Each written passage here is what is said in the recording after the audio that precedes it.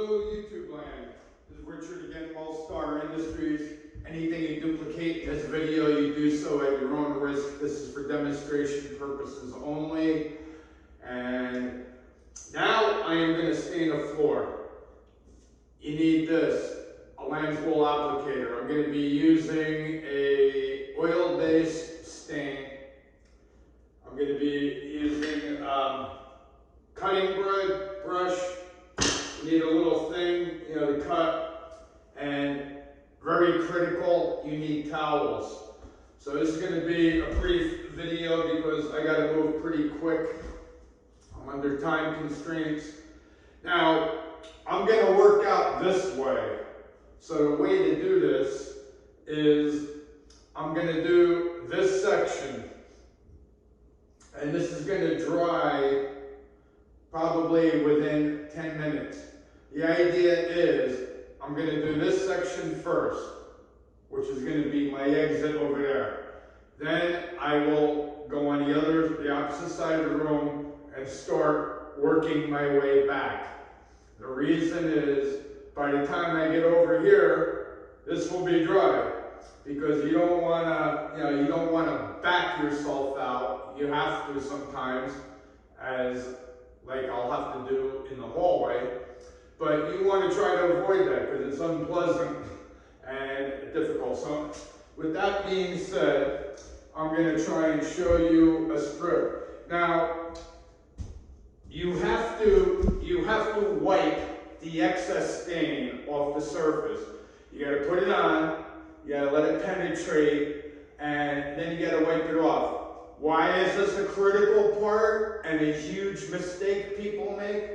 They think you can just let it dry on the surface and coat it. No, it hinders the coating process. A lot of times, I've seen a million floors, the finish won't even dry, especially with, with just about everything. It's very critical to get the excess off. So with that being said, I'm going to start, and I suggest I always do what they call the long wall first, and I save what they call over here the end for last. And we do that because you can have, if the stain starts to dry, you can see those marks. I also have knee pads on, which keep your knees from soaking up stain, which I don't think anybody's going to argue with me is a great idea.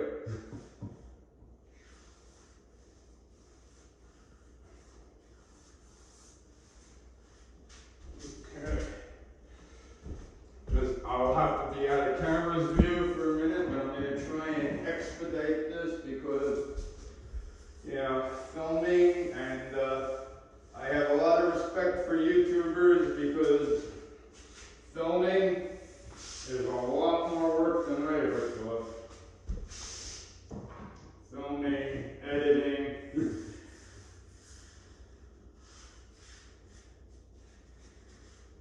Okay. So, I'm not going to do the end over there. Now, usually you want to come out about arm's length, because, you want to have something that you can, you obviously don't want to be stretching too far. Now, when I do this, you're going to notice I, try to do something similar to that. Make it jagged, because this way it meshes better. Now this end, I'm not even going to do until I get closer, because the whole purpose of what I just did there is, you can have lap marks, if it dries and you don't get there. So here's the lamb's wool. I'm only just making it moist. They have a new formula in this stain I'm not too crazy about. It's a little syrupy. Maybe I'll do a video on, for a lot of people don't know how to figure out how much you need. Maybe I'll do a video on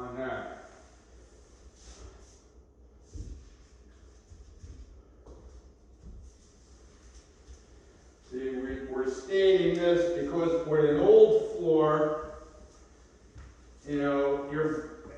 unless it's in pristine condition, you're going to have stains in it from pets, from water. And even, like I've said maybe in previous videos, you might not even see it, but when you put that, if you try to go with a natural, when the liquid hits it, it brings it out. And then all of a sudden you got a nice light floor with a nice dark stain. Circular stain, jagged stain, whatever it is, pet stain. I'll also say that if you do have, pet stained floors and they have a horrible odor, this is actually, if you want to not have to rip out the floor, this is the only process that I've ever seen that when it's done, actually locks that odor in and you never smell it again. If you throw a carpet over a pet stained floor, I promise you every day it's humid, and maybe you don't even have to be humid, it will bring that smell out. Where if you finish the floor, it is locked in. Alright. So the idea is, roughly 5 minutes or so is usually good.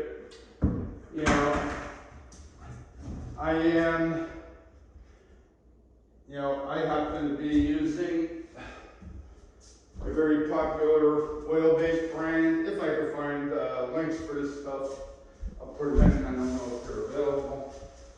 Just for your ease. And now, see, I am using my fingernails to go against the bottom. You have to be very careful. Like this floor they did not paint the shoe molding and everything. I don't know. I guess,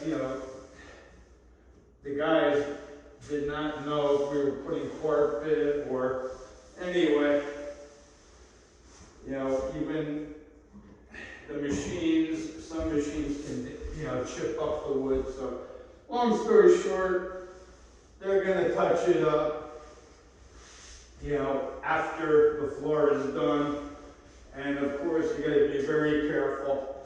Now, when you stain a floor like this, you can see how it looks dark when it's wet, and when it dries, it actually dries a tad bit lighter.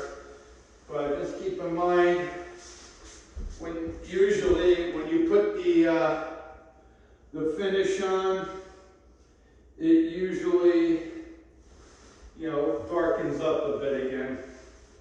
See, in the times past, the oil bases were pretty much all you used, and while they were magnificent finishes, because of all of this hype around pollution, I really don't get it, but it's the way it is. But in reality, the water-based finishes actually are pretty good, because number one, they're not flammable like oil-based finishes, and I can make a whole video on sanding sealers. I've had all kinds of horrible events with that. Anyway, let me just see if you can see. And you can. Now, looks pretty spectacular to me, and that's the whole idea. Now this brown is gonna camouflage, hopefully. I wanted to go darker, but the owners did not. There's some stains over there. If you do want to make sure that you camouflage stains, especially if they're very dark, I highly recommend a dark walnut, which really is not that dark, and it's a great looking floor.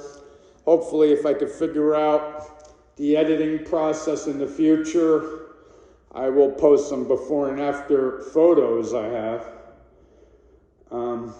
But anyway, I think that's a wrap. You see, now, after I sign off, I'm going to go to the opposite wall, and I'm going to, do the same thing.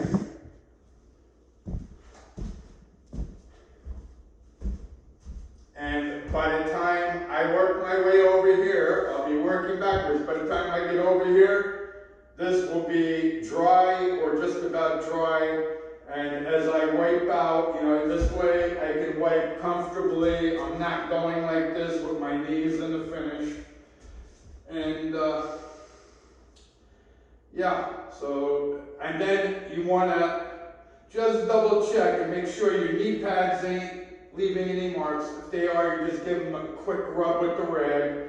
And basically that's it. If you see anything, you brush it. You always want to wipe with the grain. Everything with wood floors and all wood in general, refinishing, it's all about, at the end of the day, going with the grain, unless you're doing a circular sanding screen, fine sanding like I did. If you did not see that video, it's on my channel. And, that's the only type. And I also want to mention, don't ever confuse the sanding mesh screen with those driver plates where you can actually bolt a sandpaper disc. I've had bad experiences with it because if you use actual sandpaper on that, I found they leave swirl marks where the sanding screens with the industrial diamond embedded in it, they do a fantastic job and they leave 0 swirl marks. You can't see it. Maybe if you had a magnifying glass or somebody had a magnifying glass, maybe. And if they could see it, ask them to leave. With that being said, you guys have a safe, great day. And I will be attempting the finishes, the water-based finishes, you got to work very quickly with. So I will see if I could post a similar video of doing a similar one strip so you get the idea. And I'm going to show you how to do that with a simple pad from a regular big box home improvement store. Since getting these things, and really they have big long squeegee type things, which are, if you ask me, more problems than they're worth. If you work in narrow strips and you go with the grain and you work quickly, you gotta work quick and smart and just look at what you're doing and don't leave drip marks and you'll be fine. I'll see if I can do that, and at the very least, I'll show you, after pictures, after each coat. In this case, this is getting stained, and I'm going to be putting 2 coats of finish on here. I believe it's going to be a gloss, and that will be considered a finished job for this house flip. Now, if you're doing a private residence where somebody, wants, a super duper durable floor, you can sell them a 3rd coat, or if it is you that are the homeowner, you can do that 3rd coat yourself. However, a coat of stain and 2 coats is considered finished. However, and this is a big however, if you're going to do a natural floor with no stain and you're planning on using water-based, you have to use a sanding sealer. I highly recommend it. You want something to give the floor some sort of color, which the sanding sealer will. The water-based finishes, unless you get some of these oil-modified ones, you got to be very careful with that because the crystal clear finishes, they look very bland and, in my opinion, weird. So you might want to look into that. You have to have, either a stain or a preparation coat, and I believe it's a sanding sealer, and you might have to buff that. 99% of my floors, they're old, so we're usually staining it as an insurance policy against any stains popping up like I previously discussed. Anyway, okay, I think that's it. Good luck with your project, and keep your eyes peeled for further videos, information packed, and if you find this content valuable, the old cliche, and it is important, because it takes a lot of time to do these, so just hit that like button, subscribe, and hit that bell icon so you can get notified for all kinds of valuable content. I do all kinds of projects that are information packed. I'm going to be doing a lot of mechanical tips on all various things, motorcycles, boats, jet skis, you name it. Hopefully something you'll find interesting every time. And that's it. Stay safe. Peace out.